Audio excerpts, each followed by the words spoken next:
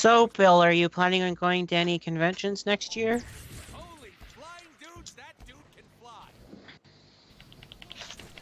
Or you, Jace?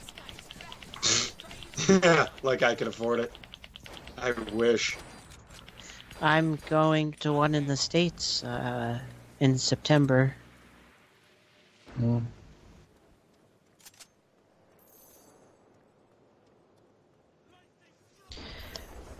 It's at a Hilton. Oh, that's cool.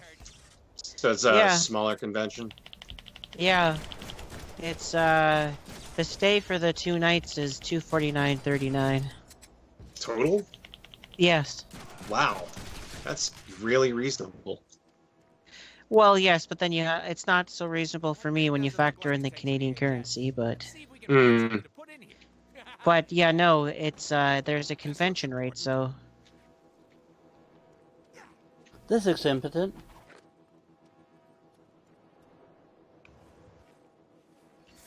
it's a convention called RustyCon.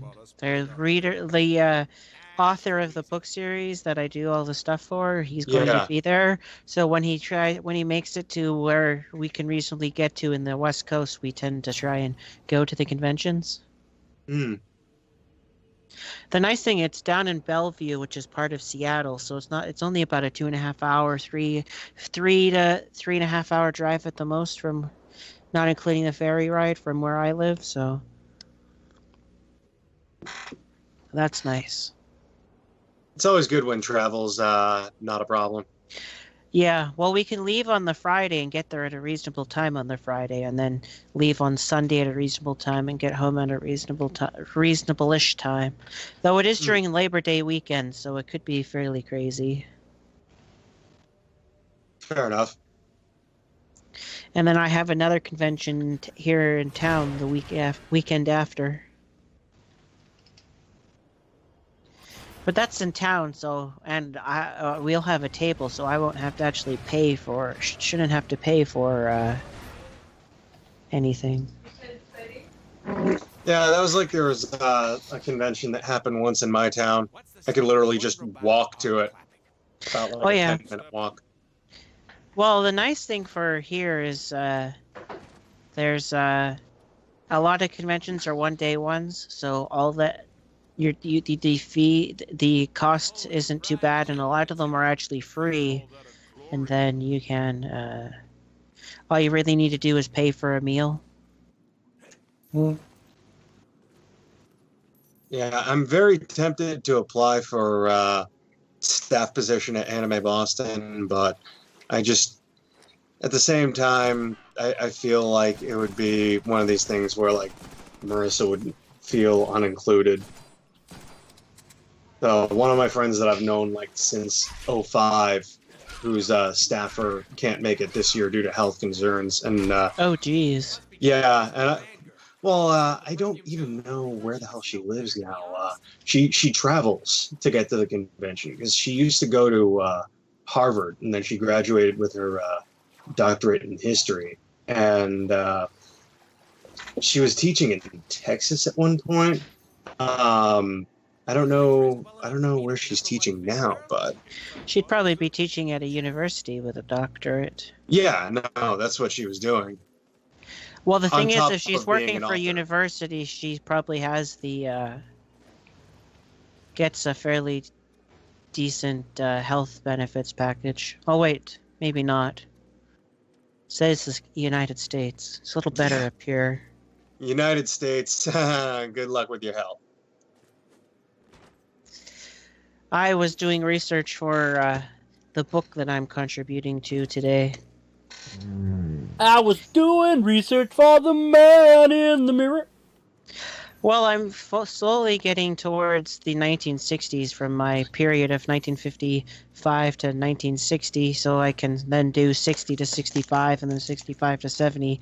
But these old comics are hard to read. Hmm.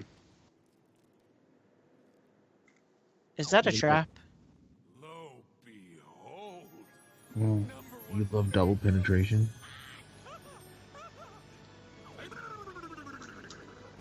It's Wolver. Oh, it's Bishop. It's Cable. It's Cable. Right, Cable. Wrong sorry. color. Wrong color. Right time period, wrong color. We need to get you to Magneto's old You're synagogue. confusing a white guy named Cable with a black guy named Bishop. Yes, well, one's named after the chess piece. They're both named after chess pieces, so... Don't even bother with that security. There's a Well, chess one piece is. called Cable. Sinister is up for Well, one of them's named after it. I'm a little Mr. loopy Sinister right is now. up there? As in the S-hole who killed that other A-hole who was my contract? One side, Summers. I got me some business to finish. Damn it, Wade, stop!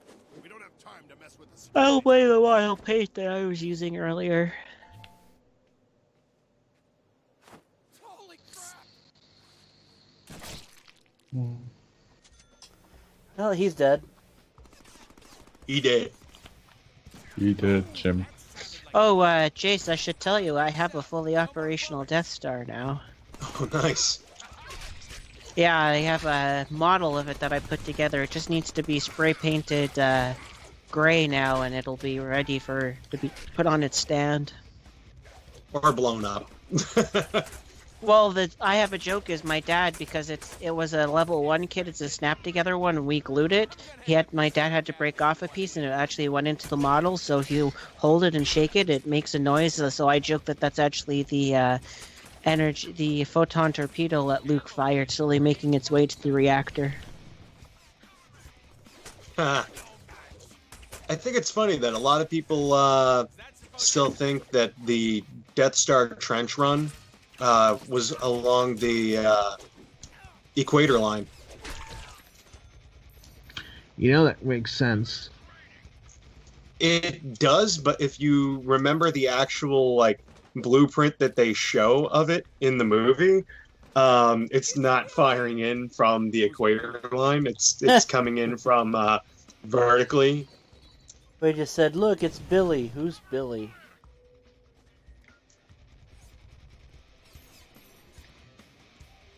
But yeah, no, it still needs to be spray painted, and then I can finish off a few other models, and I have an X-wing model as well that I'm going to put together and paint, and then eventually And then Half it- I'm going to put together and paint and eventually play with my taint. All right, guys. well, then I I'll have a catch you later. pottery, and then I have There, Anakin's Billy. pottery. Good night, Billy. Who's Billy? Good night, William Carter.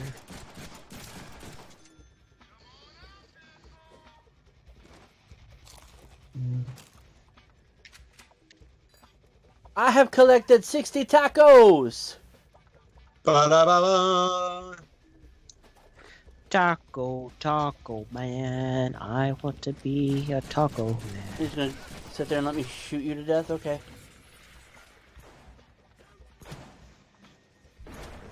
Oh, that's convenient. This will not end well for you. Combo breaker. Actually, Jace, my plan is I have a whole bunch of Star Trek models and some Star Wars ones, so I'm going to actually line up the Death Star, and then I'm going to have these couple of the Star Wars and the Star Trek models doing a run to destroy the Death Star picture.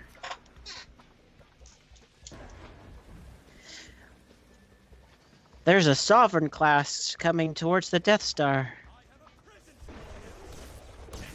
Well, that one really rang my bell. Why is the original Enterprise coming towards the Death Star too?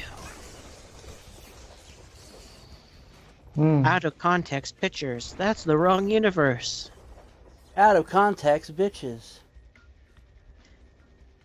Well, you know, it's a fan fiction where the Rebel Alliance accidentally sent a distress call and it went through the different timelines, and so a bunch of Starfleet ships showed up to help.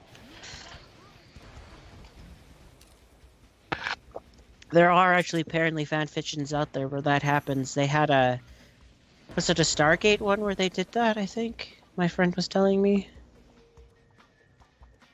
Or was that the Buffy crossing over with Stargate, and then it had them cross over with temporal things. Fanfiction's weird. Yeah. There's actually a pretty funny comic that's making fun of fan fiction. and it's called Ensign Mary Sue Must Die, in which this character named Mary Sue completely terrorizes the crew of the original Enterprise, and they're trying to find ways of like killing her off. Well, actually, there's the Simulation Squared, the Doctor Who Star Trek crossover. They actually have a nod to the fan fiction Doctor Who and the Enterprise, and then the sequel Doctor Who and the Enterprise D. Huh. In the comic, they have a nod to it. But as an IDW comic, it's not actually that bad. It's a fun little comic. IDW does some cool stuff with crossovers. Well, it's the Borg teaming up with the Cybermen, and then the Cybermen going all crazy towards the Borg. Huh. Because Or they something think like they're that. superior. Yeah.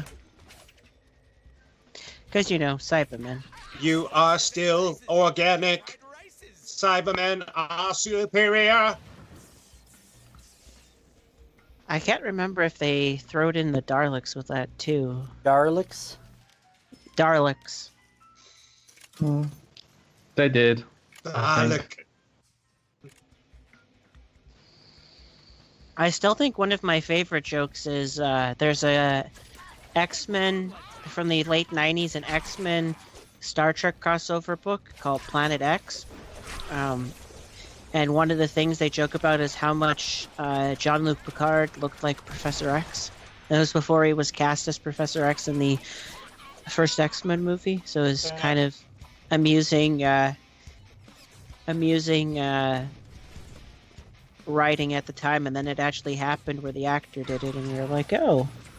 There is also the part on the first X-Men Star Trek in which somebody said Dr. McCoy, and both Dr. McCoy and the Beast were looking at each other. Schnicket.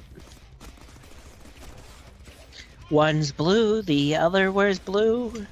They're Dr. McCoy. One wears blue, the other also wears blue. How the fuck do we tell them apart? Well, no, one is blue and the other wears blue. That's how you tell them apart. And the one other they One's a blue man. they'll blow.